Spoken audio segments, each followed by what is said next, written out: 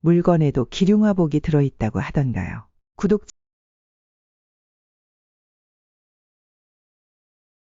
여러분들은 동네를 돌아다니다가 멀쩡한 물건이 보이면 공짜라고 생각하고 무심코 집어오시나요? 당장 그만두셔야 합니다. 우리 동양 민속에서는 물건에도 혼이 들어있다고 하죠. 물건에 따라서 사람의 혼이 들어있는 경우가 있어 어떤 경우에는 내 운을 망칠 수도 있는 물건이 될 수도 있답니다. 오늘은 말려놓은 재물운이 들어오기 위해서 남에게 선물하거나 혹은 받아와서는 안 될 물건에 대해서 알려드리도록 하겠습니다. 구독, 좋아요 부탁드립니다. 서양에서의 의미로 간혹 남녀 사이 신발을 선물하면 도망간다는 말이 있기도 합니다. 동양학적인 의미로 남에게 절대 선물해서는 안 되는 것들이 있습니다. 선물은 아주 특별한 사람에게 하는 것이라 좋은 의미를 담고 있어야 하기 때문인데요. 선물은 복을 담아 남에게 줄 수 있는 것이니 함부로 주어서는 안 되겠습니다. 또 상대가 꼭 필요한 것을 주는 것이 제일 좋긴 합니다. 나의 명예, 행복, 재물, 번영 상징하는 것이라면 더욱 신중해야 할 것입니다. 남에게 선물을 할 때 고려해야 하는 것은 꼭 주어야 할 사람에게 주어야 한다는 점입니다. 지금부터 알려주는 것은 꼭 주어야 할 사람에게만 주어야 합니다. 절대 함부로 의미 없이 나누어 주어서는 안 되는 것이죠. 우리 조상님들은 이 5가지를 무엇보다 귀히 여겼고 절대 남에게 주어서는 안 되고 또한 남에게 얻어 가지고 와서도 안 되는 것이 있다는 것이며 이는 집안의 흉사를 가지고 온다라고 말하는 것들입니다. 가정의 행복, 번영, 성취를 위해 절대 남에게 주어서는 안 되는 것이 무엇인지 또 절대 얻어 가지고 와서도 안 되는 것이 무엇인지 이제부터 차근차근 소개해 드릴게요. 함부로 주어서는 절대로 안 되는 물건 첫 번째. 집에서 기르던 식물. 구독자 여러분들도 집에 식물이나 화분이 많으실 텐데요. 집에서 기르던 식물은 나의 가정의 식구라는 개념이며 살아있는 생명체입니다. 조상님들이 집에서 기르는 수목은 식구라고도 하셨죠.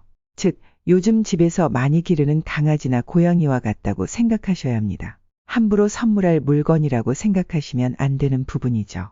구독자분들의 강아지나 고양이 자신은 당연히 집안의 식구라고 여기고 있을 것입니다. 그렇듯 이 식물 역시 우리들의 손때 묻은 식구이고 또한 많은 정성을 받은 것이라면 이미 가족이 되어 있다고 생각하시고 귀하게 여기셔야 합니다. 자신에게 복이 될 수도 있는 식물을 함부로 내보내거나 선물하면 안 되는 이유이기도 하죠. 이렇게 스스로 자식같이, 스스로 가족같이 여김을 받고 있다라고 생각하는 수목의 입장이라면 얼마나 슬픈 일일까요? 이 수목은 가정의 화목을 상징하는 만큼 자칫 가정의 화목운이 깨어질 수도 있다는 것입니다. 꼭 누군가에게 이 수목을 선물해야 한다면 집에서 기르던 식물이 아닌 새로 사서 선물을 하시는 것을 권유드립니다. 그것이 본인의 재물운 말년운을 지키는 일일 것입니다. 이외에도 집에서 식물을 키우시겠다고 마음을 두셨다면 정성껏 물도 잘 주고 길러주시길 바랍니다. 함부로 주어서는 절대로 안 되는 물건 두 번째는 바로 오래된 가구들입니다. 오래된 가구는 풍수학적으로 행복을 의미하죠. 마땅히 오래되어 못 쓰는 가구라면 폐기를 해야 하는 것이고 절대 남에게 주어서는 안 되는 것입니다. 이렇게 남과 가구를 나눈다는 것, 이것은 옛날에는 분가를 의미했죠. 가정이 쪼개지는 것을 의미하죠. 조상님들은 한번 가구를 들여놓으면 절대 바꾸는 일이 없었고 이를 버리는 것조차 지극히 꺼리셨다는 것입니다. 왜냐하면 이 물건이 아내의 것이라면 아내가 집을 나간다는 것을 의미하는 것이고 이 물건의 남편의 것이라면 남편에게 새로운 가정 생긴다는 것을 의미하는 것이기 때문에 그러합니다. 또한 이 물건이 자식의 것이라면 자식의 안위에 문제가 생긴다고 하셨다는 겁니다. 물론 이러니 함부로 남에게 주는 일 없도록 해야 합니다. 수명이 다하여 바꾸어야 할 상황이라면 마땅히 폐기하는 것이 당연하다는 것입니다. 요즘 젊은 분들은 중고거래로 많이들 가구를 들이고 내보내고 하더군요. 소모가전은 어쩔 수 없다마냐. 집안의 기둥이 되는 농은 함부로 드리거나 내보내시기 말길 바랍니다. 함부로 주어서는 절대로 안 되는 물건 세 번째는 바로 모자입니다. 제가 말씀드리는 모자는 새 것의 모자가 아닌 본인이 쓰던 모자를 말합니다. 모자는 나의 명예를 상징하는 것입니다. 조상님들은 절대 갓을 남에게 빌려주는 일 없었고 사모 역시 그 관직에 차이 두고 착용을 하였다는 것입니다. 경국대전에 보면 모든 사모는 그 관직에 따라 착용하는 사모를 달리했고 상을 당했을 때조차 격식을 엄격히 구분하고 있다죠. 자신의 것을 다른 누구와 같이 할 수 없는 것이 바로 이 명예일 것입니다. 모자는 바로 명예운을 상징합니다. 물론 현대에 와서 많은 스타일의 모자들이 만들어지고 있지만 과거 우리 풍수학에서는 사모가 바르고 갓을 착용함이 흐트러지지 않아야 명예운이 상승한다고 한답니다. 당연 우리 조상님들 갓근을 빌려주거나 사모의 뿔을 빌려주기는 했어도 갓을 빌려주는 경우는 절대로 없었다는 것입니다. 자신의 명예이고 근본이기 때문일 테죠. 이는 풍수학적으로는 자신의 명예를 남에게 주는 것이라고 할 수 있다는 겁니다. 그래서 구독자 여러분들도 모자는 함부로 선물하거나 주거나 하시면 안 될 텐입니다. 신중을 기해야 할 물건 중 하나일 텐입니다. 함부로 주어서는 절대로 안 되는 물건 네 번째는 바로 지갑입니다. 구독자 여러분들도 가장 익숙하고 가까운 물건 중 하나일 텐데요.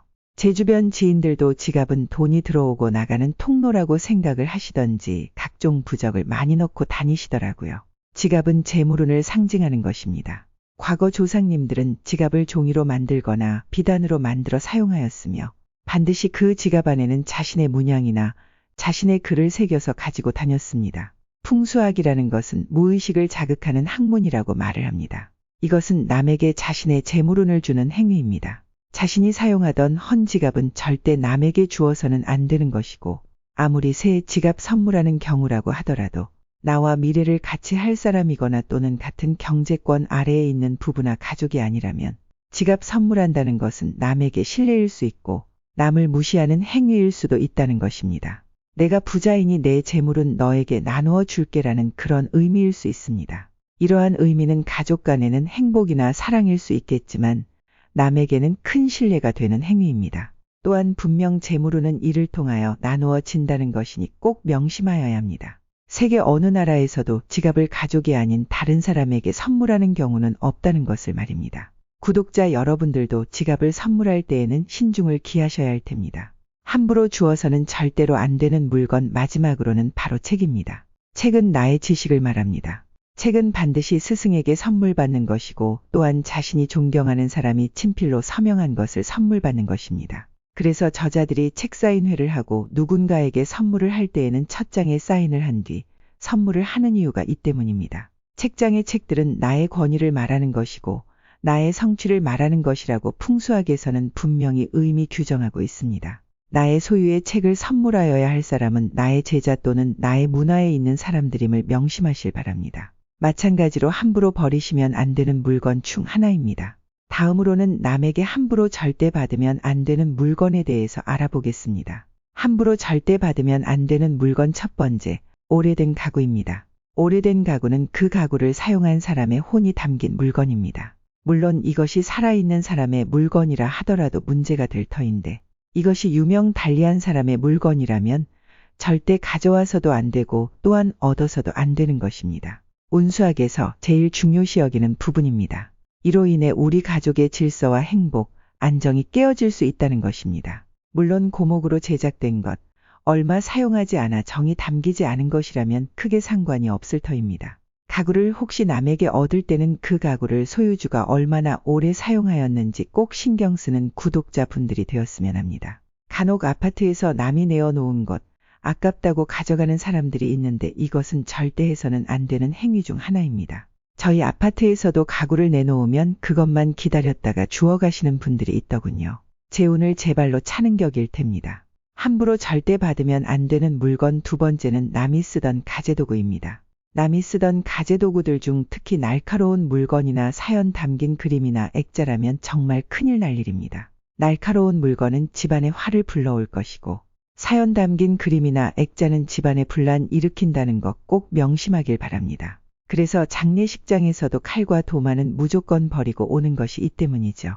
이것을 꼭 가져오고 싶으면 반드시 돈을 주고 사야 합니다. 세상에 어떠한 흉한 물건이라도 그 물건 돈을 주고 사오는 순간 이 물건은 흉한 물건이 아니라 기람을 위해 우리 집에 들여놓는 물건이 되는 것이죠. 함부로 절대 받으면 안 되는 물건 세 번째, 망자의 옷이나 도구들. 앞서도 말씀을 드린 부분이지만 망자의 물건은 무조건 맑은 날 불태워서 하늘로 날려보내는 것이 원칙입니다. 나의 아버님, 어머님의 물건은 말할 것도 없죠. 이 물건이 남의 것이라면 이것이 어떠한 것이든 비록 돈을 주고 샀더라도 이것은 흉한 것입니다. 세상 모든 곳에는 생의 영역이 있고 사의 영역이 따로 있습니다. 이렇게 생의 영역의 물건은 어떤 의미를 부여해서 전환 가능하지만 사의 영역의 물건은 무조건 폐기하여야 하는 것입니다. 물론 이 물건이 나의 부모님의 물건이라면 또는 유품이라면 하나 정도는 또는 둘 정도는 사의 기운이 그리 강하지 않기 때문에 보관하는 것은 상관없습니다. 오늘은 절대로 집안에 들여놓으면 안 되는 것과 남에게 나누어 주어서는 안 되는 것에 대해 알려드렸는데요. 풍수라는 학문은 우리의 무의식 속에 어떠한 영향을 주는 상황으로 인해 그 흉과 기를 판단한다는 것을 뜻합니다. 그래서 물건을 주고받을 때에는 더욱 신중을 기해야 합니다. 어떠한 행동이 나의 기운을 좌지우지할 수 있기 때문이죠. 구독자 여러분들도 물건을 집안에 들이고 내보낼 때에는 꼭 제가 말씀드린 부분을 유념하셔서 현명한 노후를 보내시길 바라겠습니다. 그럼 구독, 좋아요 부탁드립니다.